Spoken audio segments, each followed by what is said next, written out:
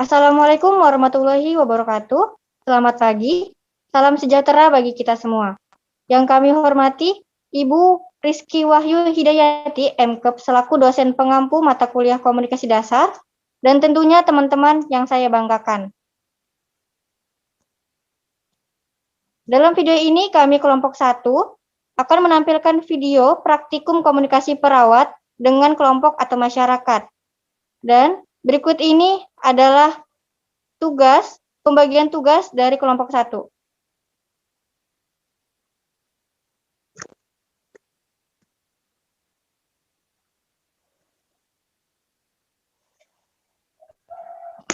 Baik, jadi kelompok 1 akan melakukan penyuluhan kepada kelompok atau masyarakat, yaitu penyuluhan mengenai COVID-19, gejala, efek, dan cara menghadapi COVID-19 dengan pembagian tugas sebagai berikut. Husnul Feratriansyah sebagai MC, Amanda Akselina Putri sebagai moderator, Alwi Gian Pambudi sebagai narasumber 1, Arcelia Agustin sebagai narasumber 2, Gus Mujab sebagai pembacaan doa, Rahayu Dwi Supriyatin sebagai penanya netral, Ananda Rana Piranti sebagai penanya netral, Andin Permadani sebagai penanya netral, Siva Amaliana sebagai penanya pro, Adiana Putri sebagai penanya pro, Adiatus Isro Umairo sebagai penanya kontra, dan Alia Medis Putri sebagai penanya kontra.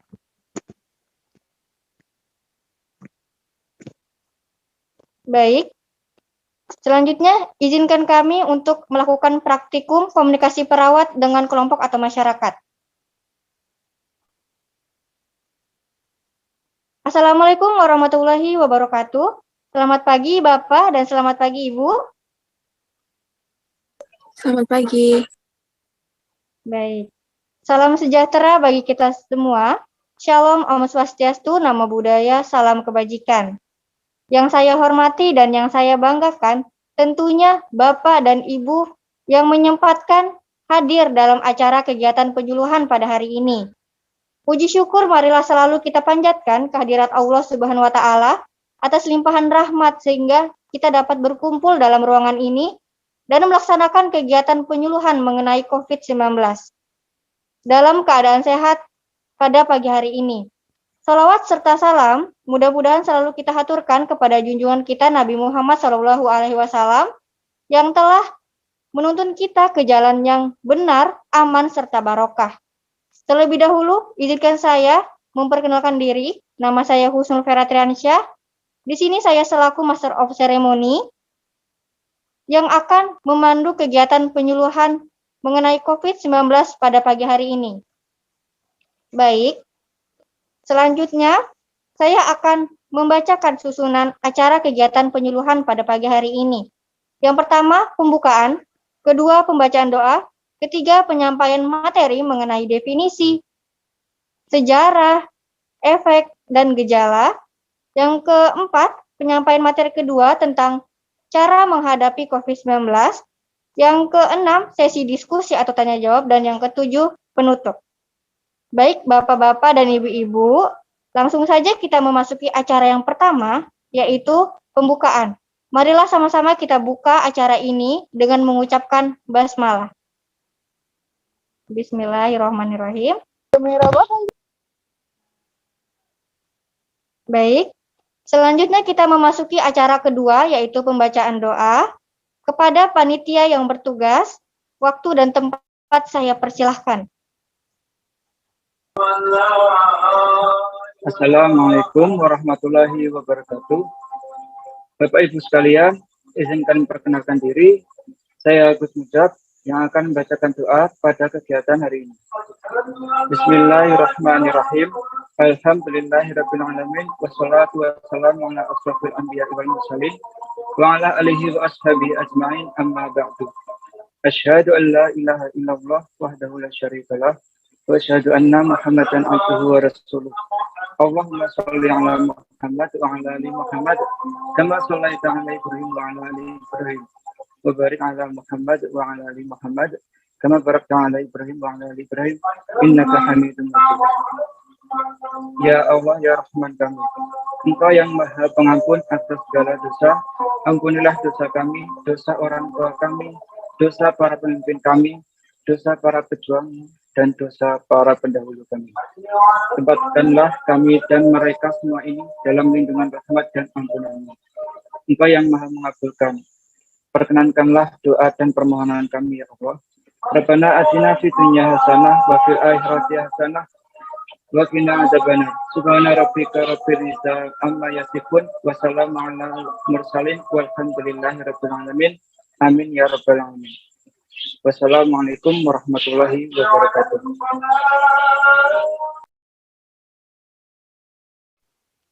Baik, terima kasih. Bagaimana Bapak-Bapak dan Ibu-Ibu, apakah sudah siap untuk mendengarkan materi dari dua narasumber? Sudah siap. Baik, pastinya bersemangat ya. Baik. Selanjutnya kita memasuki acara inti, yaitu penyampaian materi dan sesi diskusi yang akan dipimpin oleh moderator atas nama Amanda Akselina Putri. Baik Bapak-Bapak dan Ibu-Ibu, tak perlu berlama-lama lagi. Waktu dan tempat saya persilahkan kepada moderator. Terima kasih kepada MC yang telah memberikan waktunya kepada saya. Assalamualaikum warahmatullahi wabarakatuh. Selamat pagi. Selamat pagi semuanya. Salam sejahtera bagi kita semua. Yaitu kepada para narasumber serta hadirin Bapak-Bapak dan Ibu-Ibu peserta sosialisasi yang saya hormati. Puji syukur marilah kita panjatkan kepada Allah Subhanahu wa taala yang atas rahmat berupa kesehatan yang telah diberikan kepada kita semua. Sebelumnya, perkenalkan, saya Amanda Akselina Putri. Di sini saya sebagai moderator untuk jalannya acara sosialisasi pada hari ini. Tema sosialisasi kita pada hari ini yaitu mengenai COVID-19 yang akan disampaikan oleh kedua pemateri nanti. Setelah pemaparan materi, akan ada sesi tanya jawab yang akan dilakukan setelah kedua pemateri selesai dalam penyampaian paparannya. Seperti yang sudah disampaikan oleh MC tadi, kita masuk ke acara inti, yaitu paparan dari narasumber pertama yang akan disampaikan oleh Mas Alwi. Untuk pemateri, apakah sudah hadir? Sudah. Baik, apa kabar Mas Alwi? Sehat? Alhamdulillah sehat. Apakah Mas Alwi sudah siap untuk memulai penyampaian materinya? Sudah siap. Baik, jika sudah siap, waktu untuk pemaparan materi sekitar 10 menit. Kepada Mas Alwi, saya persilahkan. Baik, Assalamualaikum warahmatullahi wabarakatuh. Terima kasih kepada moderator telah memberikan waktu kepada saya. Sebelumnya, perkenalkan, saya Alwi Gian Pambudi. Di sini saya akan memaparkan materi tentang COVID-19. Bisa minta tolong untuk share screen?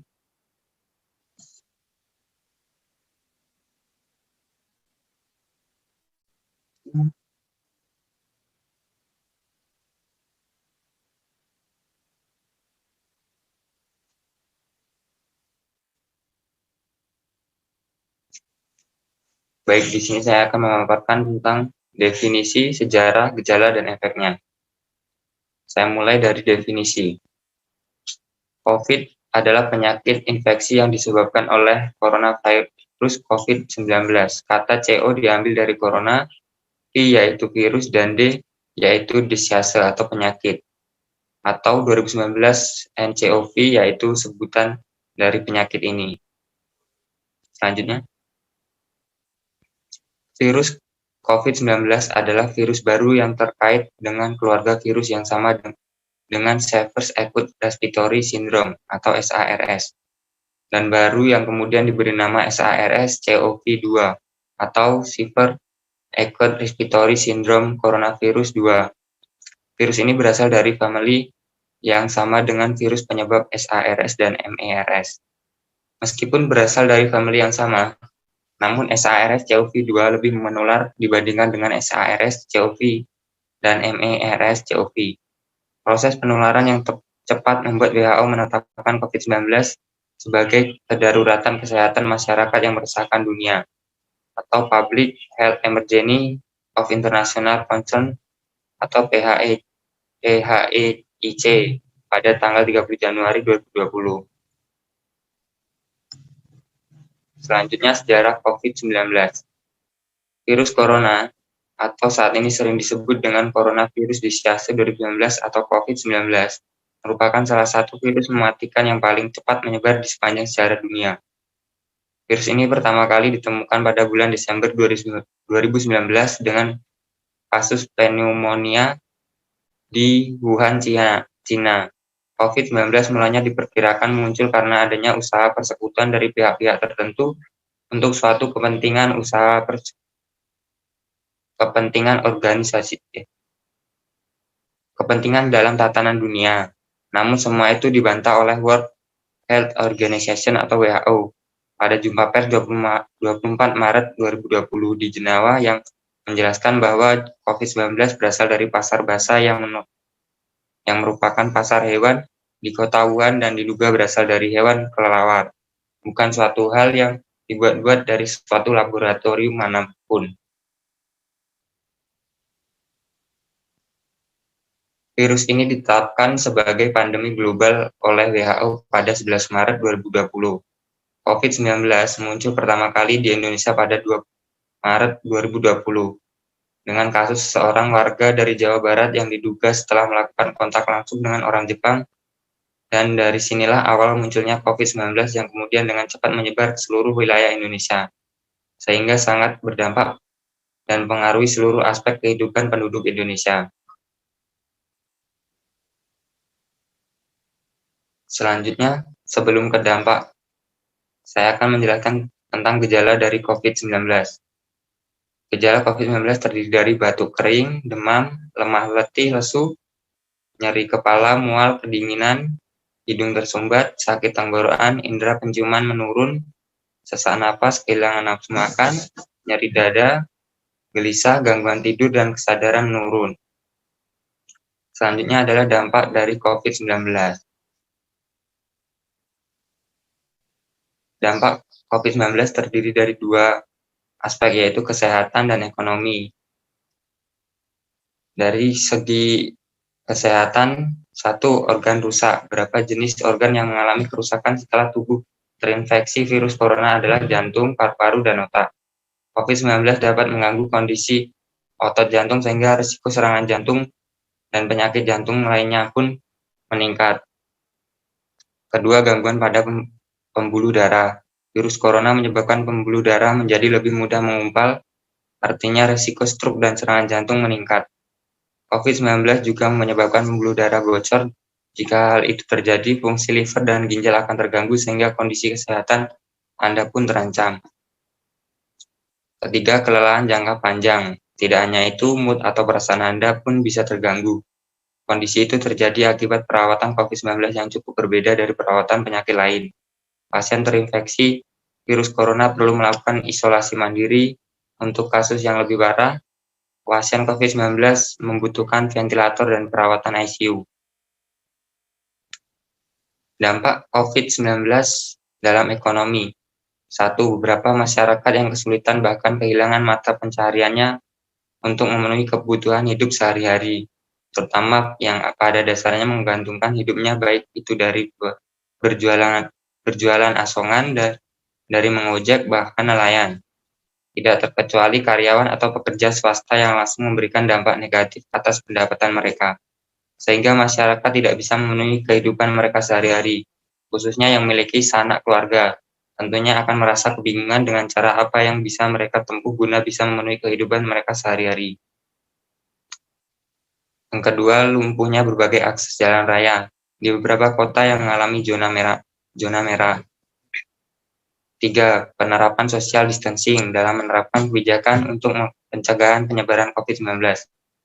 Karena kebijakan ini berdampak negatif terhadap segala aspek kehidupan, pembatasan interaksi sosial masyarakat dapat menghambat laju pertumbuhan dan kemajuan dalam berbagai bidang kehidupan.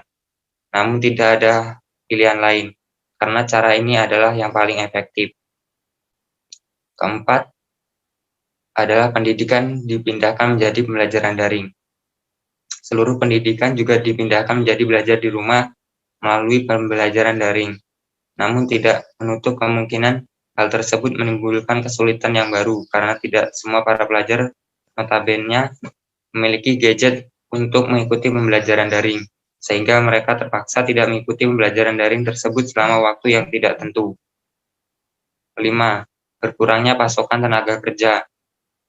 6. Banyaknya pengangguran. 7. Meningkatnya biaya melakukan bisnis di setiap sektor, termasuk gangguan jaringan produksi di setiap sektor. 8. Kerentanan masyarakat terhadap penyakit serta kerentanan terhadap perubahan kondisi ekonomi.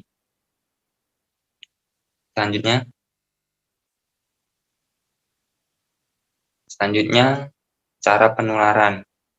1. Percikan bentuk atau bersin. 2. Benda-benda terkontaminasi. 3. Ketahanan virus. Di udara bertahan kurang lebih 1 jam. Permukaan plastik dan besi 72 jam. Permukaan kardboard 24 jam. Dan permukaan tembaga 4 jam.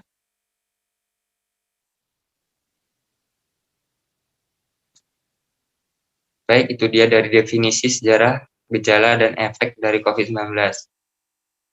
Saya kembalikan ke moderator. Terima kasih kepada Mas Alwi atas paparan yang begitu menarik. Selanjutnya kita beralih kepada narasumber yang kedua. Materi yang akan disampaikan oleh Mbak Arsel.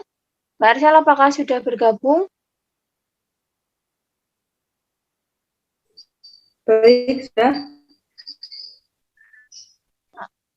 Apakah Mbak Arsel sudah siap? Sudah.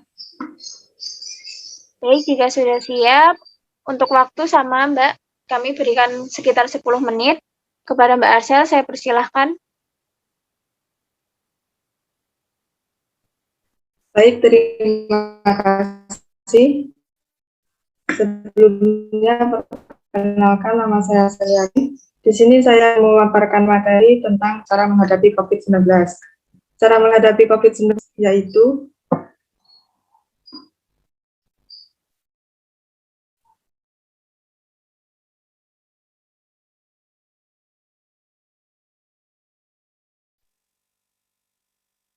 Mohon maaf Bapak Ibu semuanya, sepertinya narasumber kedua kita, Ibu Arsel, mengalami gangguan jaringan.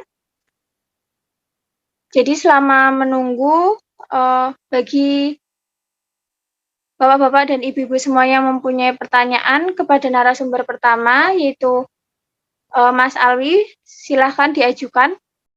Perkenalkan, saya dengan Siva Amaliana. Di sini saya ingin bertanya, tadi kan dijelaskan tentang penularan COVID ya Mbak.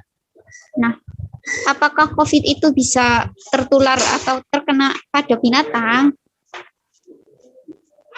Apakah COVID itu bisa kena atau menulari binatang? Terima kasih. Baik, kepada Mas Alwi, apakah ingin ditampung terlebih dahulu atau langsung dijawab? Baik, langsung saya jawab saja. Silahkan. Pertanyaannya tadi, bisakah hewan peliharaan menyebarkan COVID-19? Saat ini belum ditemukan bukti bahwa hewan peliharaan seperti anjing atau kucing dapat terinfeksi virus COVID-19. Namun akan jauh lebih baik untuk selalu mencuci tangan dengan sabun dan air setelah kontak dengan hewan peliharaan. Kebiasaan ini dapat melindungi Anda terhadap berbagai bakteri umum seperti E. coli dan Salmonella yang dapat berpindah antara hewan peliharaan dan manusia. Bagaimana untuk Mbak Sipa? Oh, jadi begitu. Ya udah. Terima kasih ya, Kak. Paham. Terima kasih. Baik, selanjutnya apakah ada yang ingin bertanya lagi? Baik, izinkan saya bertanya. Perkenalkan, nama saya Ibu Ananda. Di sini saya ingin bertanya, apakah COVID-19 dapat ditularkan dari orang yang tidak bergejala? Silakan Mas Alwi untuk dijawab pertanyaannya. Baik, terima kasih Mbak Ananda untuk sudah bertanya. Cara penularan utama penyakit ini adalah melalui tetesan kecil atau droplet yang dikeluarkan pada saat seorang batuk atau bersin. Saat ini WHO menilai bahwa resiko penularan dari seseorang yang tidak bergejala COVID-19 sangat kecil kemungkinannya. Namun, banyak orang yang teridentifikasi COVID-19 hanya mengalami gejala ringan seperti batuk ringan atau tidak mengeluh sakit, yang mungkin terjadi pada tahap awal penyakit. Sampai saat ini, para ahli masih terus melakukan penyelidikan tentang topik ini. Tetap pantau sumber informasi yang akurat dan resmi mengenai perkembangan penyakit ini. Bagaimana Mbak Anana? Baik, cukup. Terima kasih Mas Alwi.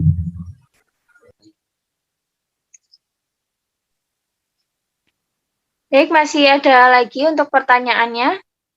Bisa diajukan. Saya izin bertanya ya. Ya, silahkan. Baik, saya Ibu Andin Permadani ingin bertanya kepada narasumber 1, yaitu Mas Alwi Dian Pambudi. Jadi berapa lama sih virus COVID-19 ini bertahan di permukaan benda?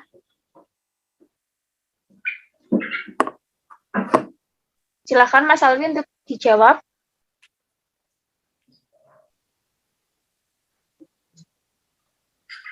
Sampai saat ini belum diketahui dengan pasti berapa lama COVID-19 mampu bertahan di permukaan suatu benda. Meskipun studi awal menunjukkan dapat bertahan hingga beberapa jam tergantung jenis permukaan, suhu, atau kelembapan lingkungan. Namun disinfektan sederhana dapat membunuh virus tersebut sehingga tidak mungkin menginfeksi orang lagi. Dan membiasakan cuci tangan dengan air dan sabun atau hand rub berbasis alkohol serta hindari menyentuh mata, mulut, atau hidung lebih efektif melindungi diri Anda. Bagaimana Mbak Andin? Baik, terima kasih atas jawaban dan penjelasannya, Mas Alwi. Baik, masih ada lagi kah yang bertanya?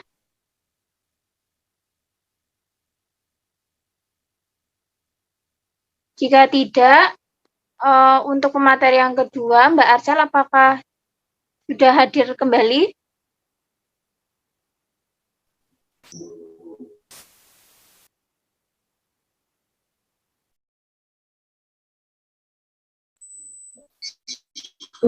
Sudah.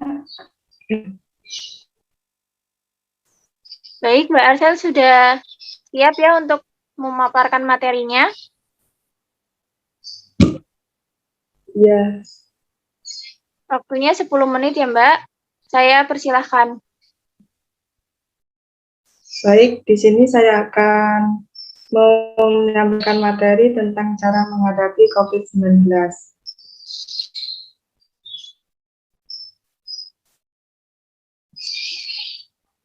Cara menghadapi COVID-19 yang pertama yaitu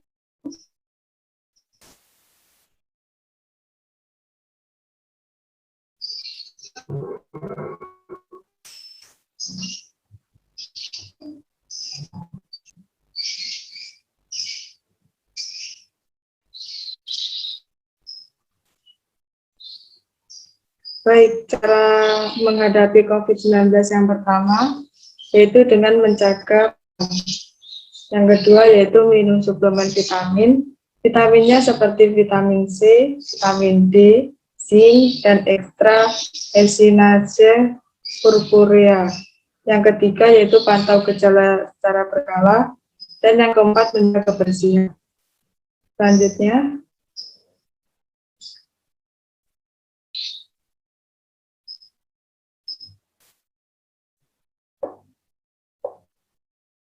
Selanjutnya, yaitu pencegahan melalui vaksin. Setelah dikeluarkannya izin penggunaan darurat atau emergency authorization oleh BPOM, Badan Pengawas Obat dan Makanan, maka pemberian vaksinasi COVID-19 di Indonesia siap dilaksanakan. Pemberian vaksin COVID-19 bertujuan untuk melindungi masyarakat dari infeksi SARS-CoV-2 yang dapat menyebabkan kesakitan dan kematian akibat COVID-19. Selanjutnya,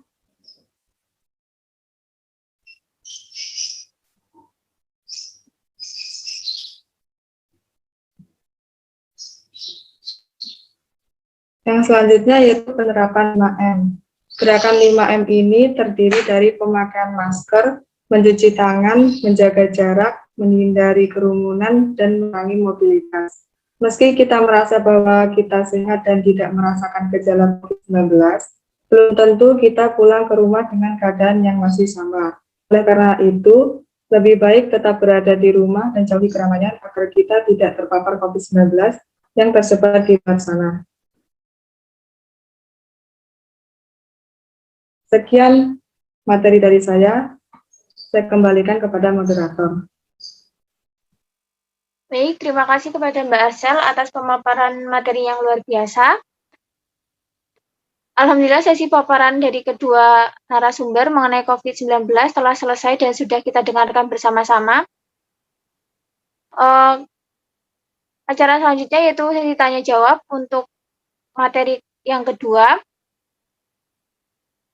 Nanti saat mengajukan pertanyaan, sebutkan nama dan juga ingin bertanya.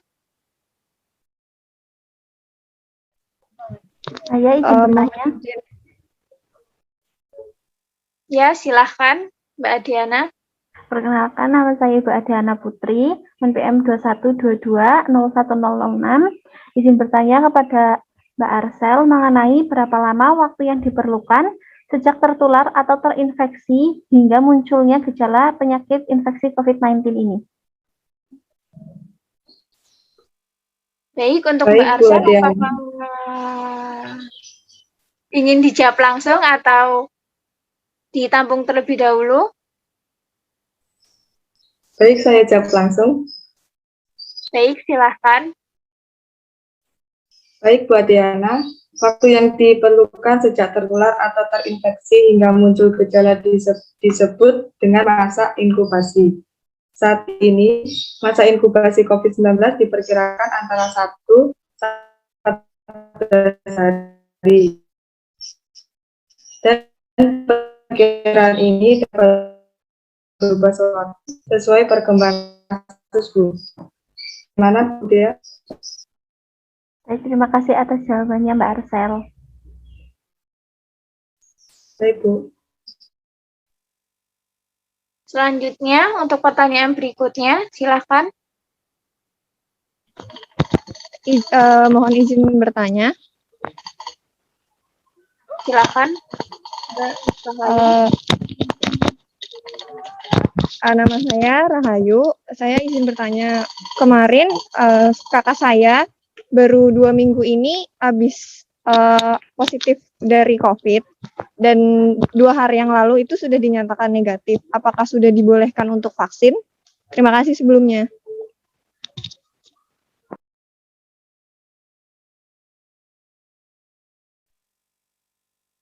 Silakan Mbak Arsel untuk dijawab pertanyaannya.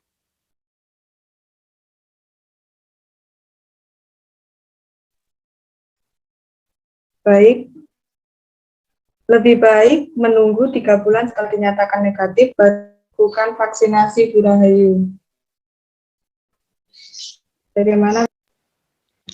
Oh, jadi seperti itu ya. Baik, terima kasih. Ya, Bu. Selanjutnya masih adakah pertanyaan yang ingin diajukan? Baik, izin bertanya. Silahkan. Dengan Ibu Aidatus. Jadi begini, ada saudara saya yang menderita hipertensi.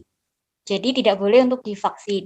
Jadi lantas bagaimana cara pencegahan terhadap dari COVID-19 ini?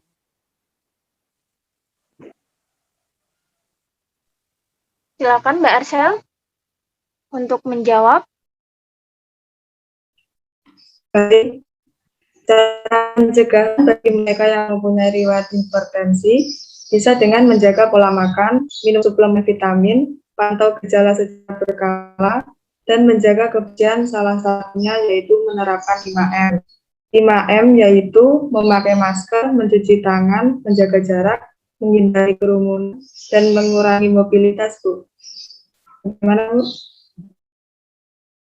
Baik, terima kasih atas jawaban dan penjelasannya dari Mbak Arsel. Baik, Bu. Apakah masih ada lagi pertanyaannya? Saya izin bertanya. Silahkan. Nama saya Ibu Alia. Izin bertanya kepada narasumber 2 yaitu Mbak Arsel. Di situ Mbak menjelaskan tentang cara menghadapi COVID. Pertanyaan saya, mengapa saya harus menerapkan protokol kesehatan padahal saya sudah vaksin? Baik, kepada Mbak Arsel, silahkan untuk menjawab.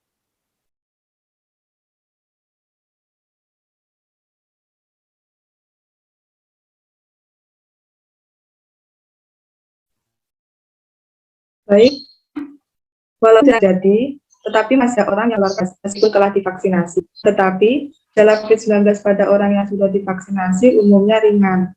Sebagian orang bahkan tidak mengalami gejala apapun. Penting untuk dipahami bahwa tanpa gejala atau OTG masih dapat menulari orang lain tanpa jadi.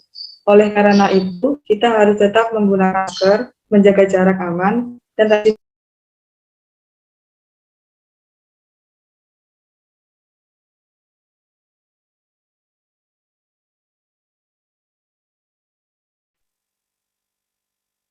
Baik, sepertinya untuk Mbak Arsel kendala jaringan lagi.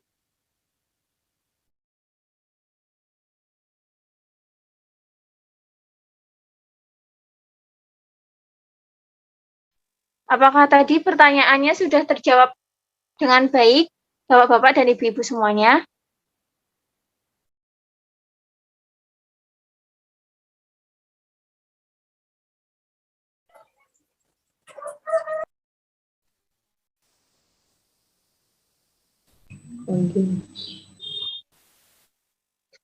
Baik, saya cukupkan untuk sesi tanya jawab karena waktu juga.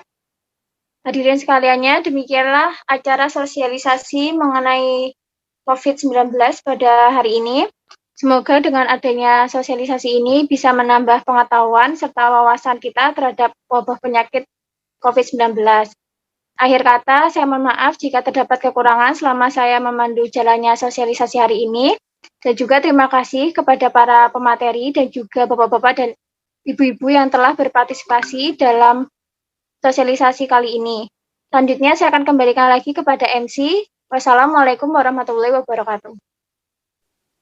Waalaikumsalam warahmatullahi wabarakatuh. Baik, terima kasih banyak kepada Mbak Akselina sebagai moderator yang telah memandu acara penyuluhan pada hari ini. Dan saya ucapkan terima kasih banyak juga kepada narasumber yang telah meluangkan waktu bersedia untuk hadir dan juga menyampaikan ilmu yang bermanfaat sekali bagi kita semua. Dan tentunya saya ucapkan terima kasih kepada bapak-bapak dan ibu-ibu yang bersedia untuk hadir dalam acara ini mendengarkan materi tersebut. Dan saya ingin bertanya nih kepada bapak-bapak dan ibu-ibu. Bagaimana, apakah sudah paham mengenai cara menghadapi COVID-19 ini? Sudah. Baik. Sudah,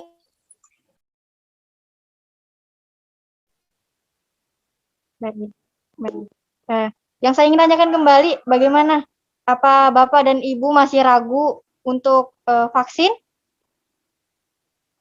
Alhamdulillah sudah tidak ragu. Baik, sudah tidak ragu ya. Dan tentunya saya harapkan setelah Bapak dan Ibu, setelah kegiatan hari ini, nantinya akan dapat menyampaikan kepada masyarakat, tetangga, keluarga yang enggan untuk vaksin, membujuk mereka, memberikan pengetahuan yang Ibu dapatkan hari ini untuk agar mereka tidak ragu lagi untuk vaksin. Dan ingat, jika sudah vaksin, jangan kendorkan juga protokol kesehatannya, ibu-ibu dan bapak-bapak.